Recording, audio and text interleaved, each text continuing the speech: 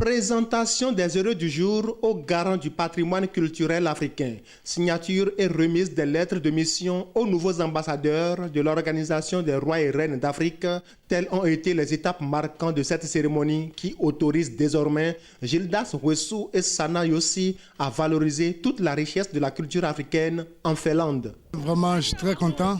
Il y a plein de rois et tous les chefs du vaudou. Ce n'est pas donné à n'importe qui. Et puis, je remercie Majesté, roi Haïe. I feel very proud. Je me sens très fière d'être africaine pour avoir vécu un long moment ici. J'apprécie très bien cette distinction que je veux mettre en valeur à travers tout ce que je faisais déjà pour la culture africaine et je le ferai davantage dès à présent. Le maire de Grand Popo et Sa Majesté Haïe parlent des mérites qui portent les nouveaux ambassadeurs à ce grade. C'est un choix qui a été déjà destiné depuis longtemps. À cause de leur action menée, nous avions décidé de leur donner ce titre en tant qu'ambassadeur de nos us et cultures d'ici et à l'étranger.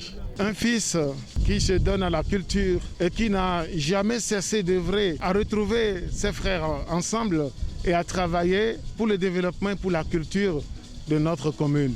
Cet événement vient encore marquer cette volonté qu'il a et confirmer la dynamique dans laquelle il se met.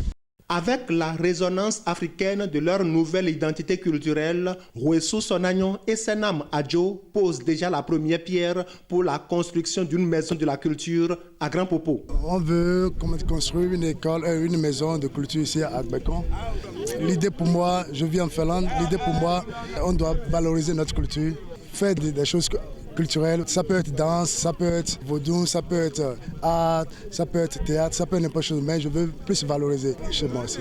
Ce centre qui sera animé, ce ne serait pas seulement pour la communauté Pla, que pour la communauté de Grand Popo, mais ça va également servir tout le Bénin et au-delà du Bénin.